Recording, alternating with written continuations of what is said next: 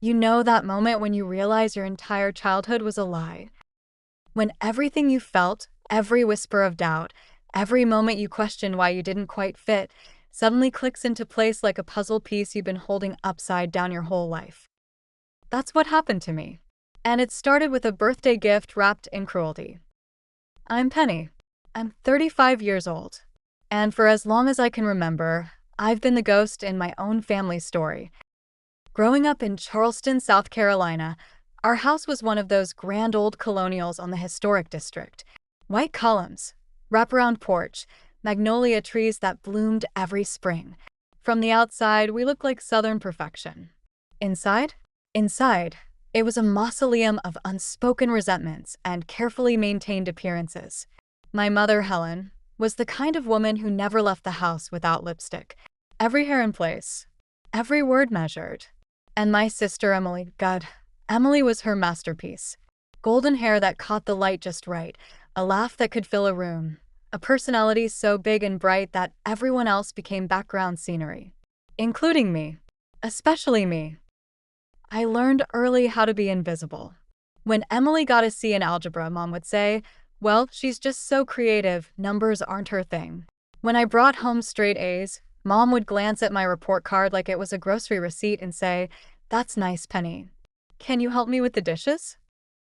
By the time I was 10, I understood my role. I was the supporting character in Emily's story. The responsible one. The quiet one. The one who didn't need attention because Emily needed it all. My father, William, was different. He was a man of few words, a civil engineer who spent his days building bridges and his evenings reading in his study. But there were moments, small, precious moments, when he'd look at me with this expression I couldn't quite name. He'd squeeze my shoulder after a piano recital Mom didn't attend. He'd slip me $20 and a wink when I got accepted to college. He'd call me on random Tuesdays just to ask how I was doing. Really doing. I didn't know then that he was trying to make up for something. That every small kindness was an apology for a secret he carried like stones in his pockets. I left Charleston the day after college graduation. Moved to Savannah. Got a job as a financial analyst. Built a life that was mine. Small apartment overlooking the river. Morning runs through Forsythia Park. A routine that felt safe because I controlled it. But you can't outrun your family. Not really. When Dad died, sudden heart attack, gone before the ambulance arrived, I felt like the last tether to that family had snapped. The funeral was exactly what you'd expect. Emily sobbing dramatically, Mom pale and perfect in black Armani, me standing to the side wondering if anyone would notice if I left. 3 months later, Mom called. Her voice had that artificial brightness that made my stomach clench. "Penny, sweetheart, I think we should have a small birthday dinner. Just family." I should have said no. But there was something in her voice, desperation, maybe, that made me agree. The night I drove back to Charleston, the air was thick with humidity and the smell of jasmine. Emily's Mercedes was already in the driveway. Of course it was. Inside, nothing had changed. Same antique furniture. Same family portraits on the walls, though I noticed I was in fewer of them than I remembered. Same crystal chandelier, casting fractured light across the table. Emily was sprawled across the living room sofa, scrolling through her phone. "Oh, Penny's here," she said without looking up. Not "happy birthday," not "good to see you," just an acknowledgement of my presence. Mom emerged from the kitchen, wine glass already in hand, though it was barely 6 o'clock. "You look tired," she said, which was Mom's way of saying I looked bad. Dinner was excruciating. Emily dominated every conversation, her new house, her husband's promotion, her upcoming trip to Napa Valley. Mom hung on every word like Emily was reciting scripture. When I mentioned a project I'd completed at work, Mom nodded vaguely and asked Emily if she'd decided on paint colors for her guest bathroom. But there was something else happening beneath the surface. Emily kept glancing at Mom with this look, expectant, almost gleeful. And Mom kept drinking, her hands shaking more with each glass. When Mom brought out the cake, store-bought, not even from the good bakery, I knew something was wrong. Mom had made elaborate 3-tiered cakes for Emily's birthdays. For me, She couldn't even be bothered to remove the plastic container. Actually, Emily said, her voice dripping with false sweetness, "Before we do cake, I have a gift for Penny." She pulled out a box wrapped in silver paper, and the smile on her face made my blood run cold. "Open it," she urged, sliding it across the table. Mom went white. "Emily, maybe we should." "Open it, Penny." My hands shook as I tore the paper. Inside was a DNA testing kit. The room went silent except for the grandfather clock ticking in the hallway. "What is this?" I whispered. Emily leaned back, arms crossed, that cruel smile widening. "I thought it might help you understand why you've always been different. Why you've never quite fit. Maybe this will finally explain why you're the bastard child in this family. The mistake that never should have happened." The words hit me like a physical blow. I couldn't breathe. The room tilted sideways. Mom made a sound, half gasp, half sob, but she didn't defend me. She just sat there, tears streaming down her perfectly made-up face, silent. "Emily, that's enough," I managed, but my voice was barely audible. "Is it though?" Emily's eyes glittered with something dark and triumphant. "I've known for years, Penny. Years. And I've watched you walk around here playing the victim, acting like you're so much better than us. But you're not better. You're not even one of us." I stood up so fast my chair fell backward. I grabbed the DNA kit, grabbed my purse, and walked out. Behind me, I heard Mom crying and Emily laughing, and the sound of that laughter followed me all the way to my car. I drove back to Savannah in a blur of tears and rage. When I got home, I sat on my bathroom floor until sunrise, that DNA kit in my hands, Emily's words echoing in my skull. The bastard child. The mistake. Part of me wanted to throw it away. But a bigger part, the part that had spent 35 years feeling like an outsider, needed to know. I took the test, mailed it the next morning, and then I waited. 5 weeks of barely sleeping, of jumping every time my phone buzzed, of trying to prepare myself for a truth I'd always suspected but never wanted confirmed. When the email came, I was at my desk at work.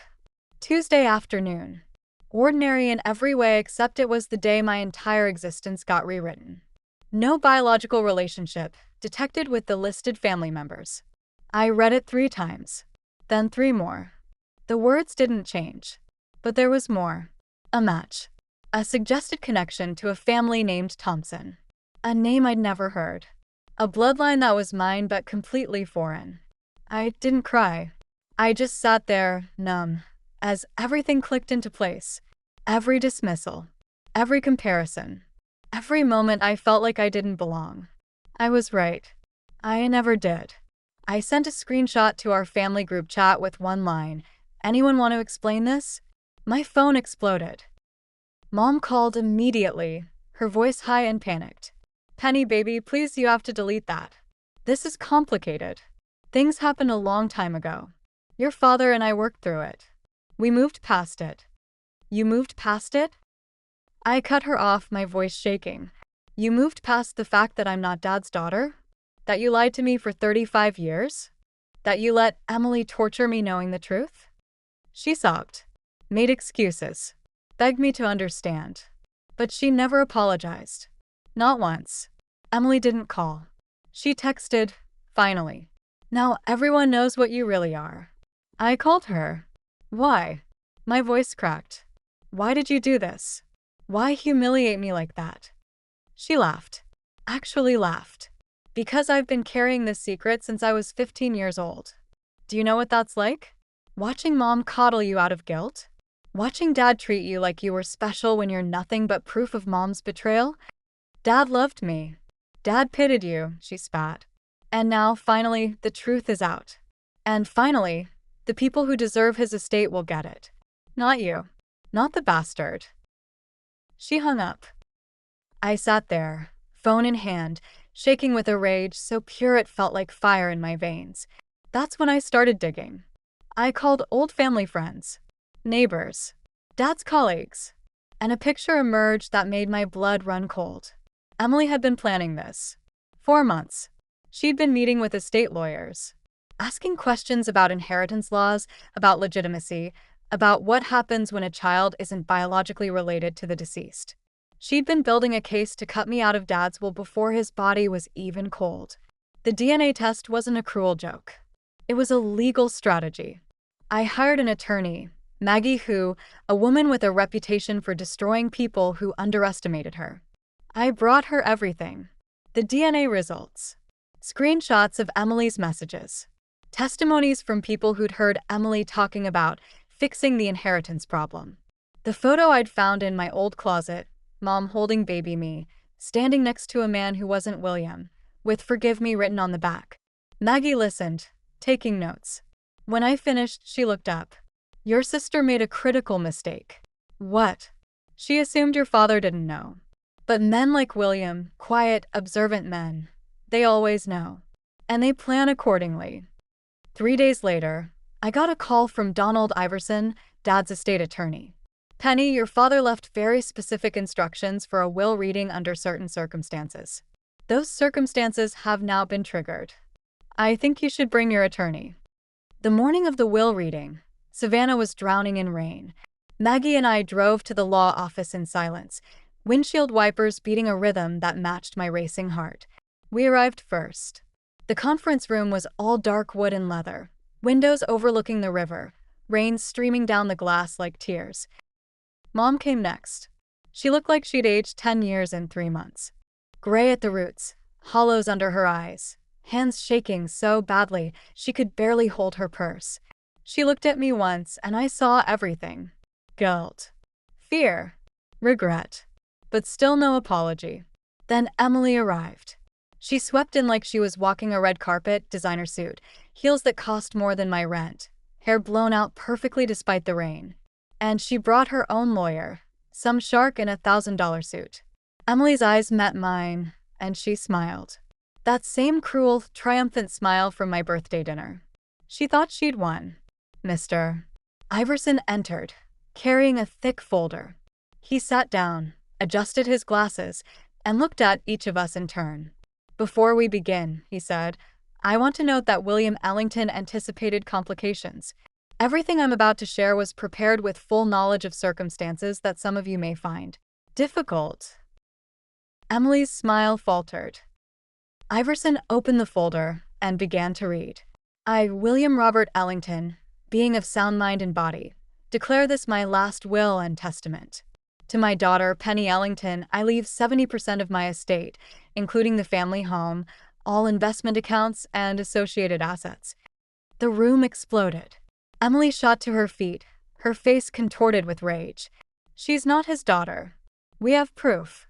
DNA proof. She has no legal right."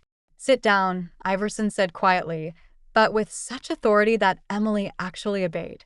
He continued reading. "I have known since Penny was 2 years old that she is not my biological child. I chose to raise her as my own. I chose to love her as my daughter. And I choose now to leave her my legacy because she alone has proven worthy of it. This decision requires no biological validation." I couldn't breathe. Tears streamed down my face. Emily's face had gone from red to white. "This is fraud. She manipulated him." "There's more," Iverson interrupted. He pulled out another stack of documents. 8 months before his death, Mr. Ellington hired a private investigator. He suspected that certain family members might attempt to interfere with his estate. He spread the documents across the table. The investigator documented multiple attempts by Emily Ellington to pressure her father into changing his will, including unauthorized withdrawals from his accounts totaling $75,000 during his final illness, consultations with 3 different estate attorneys, and the purchase of a DNA testing kit, which was gift-wrapped and presented to Penny Ellington as a means of public humiliation and legal leverage. Emily's lawyer went pale. Iverson pulled out one final document. Mr. Ellington also left a letter. He requested I read it aloud. He unfolded a piece of paper, and I recognized Dad's handwriting immediately. Emily, Iverson read, "I know what you've been planning. I've watched you manipulate your mother, steal from me, and torture your sister for years. I kept hoping you'd change, that you'd choose kindness over cruelty. You didn't. These consequences are yours alone." A sound escaped Emily's throat, something between a scream and a sob. Her lawyer leaned over, whispering urgently, "There's a no contest clause. If you fight this, you lose everything, including the loans you'll have to repay." Loans. Emily's voice was shrill. According to the estate records, Iverson said calmly, "Those were loans. Documented and notarized. You owe the estate $75,000, plus the unauthorized withdrawals.